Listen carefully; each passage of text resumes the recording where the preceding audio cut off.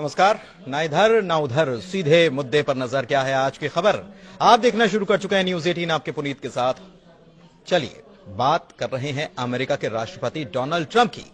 भले ही अमेरिका की कोशिशों के बाद इजराइल और हमास के बीच जंग थम चुकी हो, या फिर दूसरी तरफ उत्तरी गाजा में भी एक बार फिर से निर्वासित हुए फिलिस्तीनियों की वापसी शुरू हो चुकी हो, लेकिन अब ट्रंप ने एक बार फिर से जो बयान दिया है उससे पूरे मिडिल ईस्ट में ही हड़कंप मच चुका है। दरअसल ट्रंप ने जोर देकर कहा है कि फिलिस्तीनियों को जॉर्डन और मिस्र जाकर बस जाना चाहिए।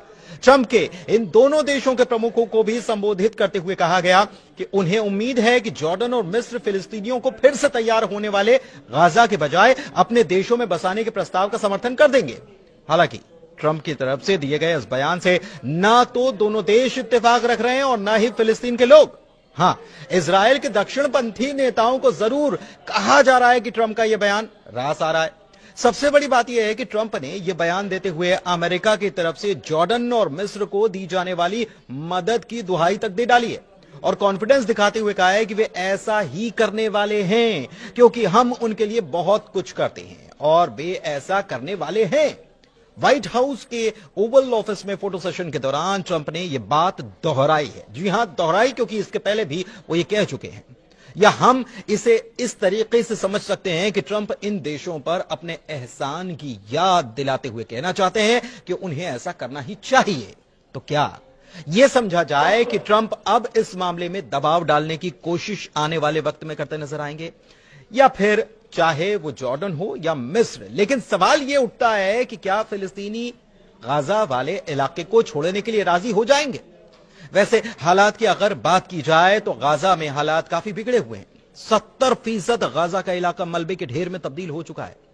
7 अक्टूबर 2023 को हमास की तरफ से इजराइल पर जो अटैक हुआ उसमें 1200 लोगों की मौत हुई और उसके बाद इजराइल ने हमास का नामो निशान मिटा देने की कसम खाई थी और युद्ध शुरू कर दिया था।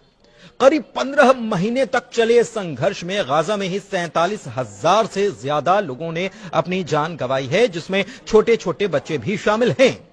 दूसरी तरफ गाजा में स्कूल से लेकर अस्पताल तक सब तबाह बर्बाद हो गया। ऐसे में गाजा उजड़ा है, वीरान है। तो क्या फिर भी गाजा में लोग लौटना चाहते हैं? इसका जवाब है हां।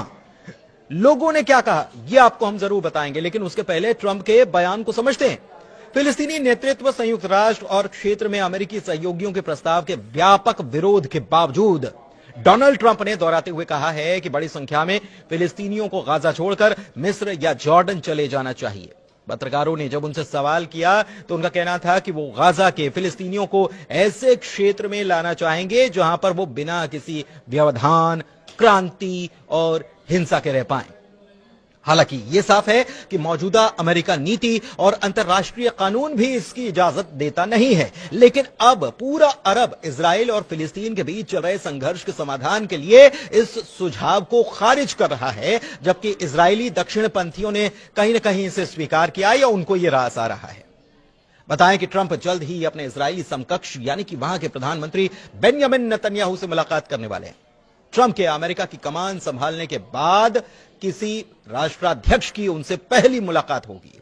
ट्रंप का कहना है कि जब गाजा पट्टी पर नजर डाल दी जाती है तो यहां के हालात भी नजर आते हैं और ये बताते हैं कि कई सालों से ये किसी नर्क से कम नहीं है। ट्रंप का कहना है कि उस पट्टी पर अलग अलग सभ्यताएं रही हैं, ये यहीं से शुरू नहीं हुआ, इसकी शुरुआत हजारों साल पहले हुई थी। इशारा 3000 साल पहले का था, जिसके बारे में आगे जिक्र होगा। उन्होंने ये कहा कि इसके साथ ही हमेशा इसकी हिंसा से इसका जुड़ाव रहा है। आप ऐसे क्षेत्र में रहने वाले लोगों को पा सकते हैं जो बहुत अधिक सुरक्षित हैं, शायद बहुत बेहतर हैं और शायद बहुत अधिक आरामदायक है। इतना ही नहीं, ट्रंप की तरफ से यह भी दावा किया गया कि रविवार को मिस्र के राष्ट्रपति अब्देल फतह अल सीसी और जॉर्डन के राजा अब्दुल्ला से उन्होंने बात की थी और जोर देकर कहा था कि सहमति इस पर बन जाए, सहमत हो जाएंगे। हालांकि आपको बताएं कि अम्मान और काहिरा दोनों अब तक इस बात पर अड़े हैं कि ट्रंप का सुझाव गैर स्टार्टर है। मिस्र की मीडिया में मंगलवार को जो खबरें आई उसमें यह दावा किया गया था कि सीसी ने ट्रंप से बात ही नहीं की। उधर गाजा की बात करें तो यहां का 70% बुनियादी ढांचा मटिया मेट हो चुका है। 2.3 मिलियन आबादी गहरे संकट में, 15 महीनों में 47,000 लोगों की मौत हो चुकी है और 90% लोगों को अपने घरों से विस्थापित होना पड़ा है। लेकिन उसके बाद भी हाल में जब इजराइल ने इस इलाके की बात की जाए तो हाल में जब इजराइल ने इस इलाके में प्रवेश करने के लिए, उत्तरी गाजा के इलाके में प्रवेश करने के लिए नेट्जारिम कॉरिडोर को खोला तो यहां से हजारों की तादाद में लोग फिर से अपने घरों की ओर लौटते नजर आए। लेकिन दूसरी ओर टाइम्स ऑफ इजराइल की तरफ से खबर सामने आई और इस खबर के मुताबिक सुरक्षा कैबिनेट के मंत्री ने अपना नाम न बताने की शर्त पर यह बताया कि ट्रंप की तरफ से यह बयान शायद इसीलिए आया ताकि इजरायली प्रधानमंत्री बेंयामिन नेतन्याहू की इजराइल में मजबूती और कुर्सी दोनों बरकरार रह सके। उनकी सरकार के ऐसे सहयोगी जो कि बंधकों के रिहाई और युद्ध विराम समझौते के बाद गठबंधन को अस्थिर कर चुके हैं, वो एक बार फिर से उनके ही पाले में आ जाएं। उधर ट्रंप के बयान के बाद अगर फिलिस्तीन की बात करें तो फिलिस्तीनियों ने संयुक्त राज्य अमेरिका के राष्ट्रपति डोनाल्ड ट्रंप के गाजा पट्टी से विस्थापित होकर मिस्र और जॉर्डन भेजे जाने के प्रस्ताव की कड़ी निंदा की है। वो कह रहे हैं कि हम इस बात पर जोर देते हैं कि फिलिस्तीनी लोग कभी भी अपनी जमीन या अपने पवित्र स्थानों को छोड़ेंगे नहीं और हम 1948 और 67 की आपदाओं की पुनरावृत्ति की अनुमति भी नहीं देंगे। हम लोग दृढ़ रहेंगे, अपनी मातृभूमि नहीं छोड़ेंगे। लेकिन दूसरी तरफ इजरायली मीडिया ने बताया है कि मध्यस्थों ने युद्ध विराम वार्ता के दूसरे चरण पर शुरुआती काम शुरू कर दिया है, जो मार्च की शुरुआत में लागू होने वाला है। समझौते के महत्वपूर्ण अगले चरण के दौरान इजराइल के गाजा से पूरी तरह से हटने की उम्मीद है और हमास के निशस्त्रीकरण की उम्मीद है, लेकिन इसे लेकर जानकारियां कुछ साफ नहीं है। वैसे इससे पहले आपको याद होगा कि कुछ वक्त पहले इजराइल की तरफ से एक मैप जारी किया गया था और इजराइल के मैप से अरब देशों के हुक्मरानों के जिस्म में आग सी लग गई।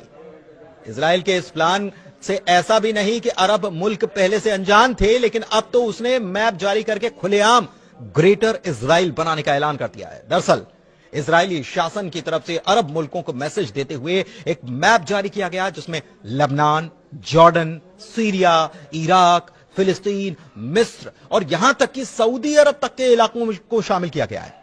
इस पूरे प्लानिंग का नाम है the greater Israel plan. Israel के विदेश मंत्रालय ने सोशल मीडिया पर एक पुराना नक्शा जारी किया और यह कहा कि वो इजराइल को ग्रेटर इजराइल बनाने के लिए प्रतिबद्ध हैं। ग्रेटर इजराइल का मतलब अब अखंड इजराइल से है, जिसमें लेबनान, जॉर्डन, सीरिया, इराक, फिलिस्तीन, मिस्र और सऊदी अरब के कई इलाके शामिल हैं। इजराइल के विदेश मंत्रालय का यह कहना है कि आज से 3000 साल पहले इस भूखंड पर यहूदी साम्राज्य का शासन था और ट्रंप की तरफ से भी हजारों साल पहले की जब बात की गई तो उनका इशारा इसी तरफ था।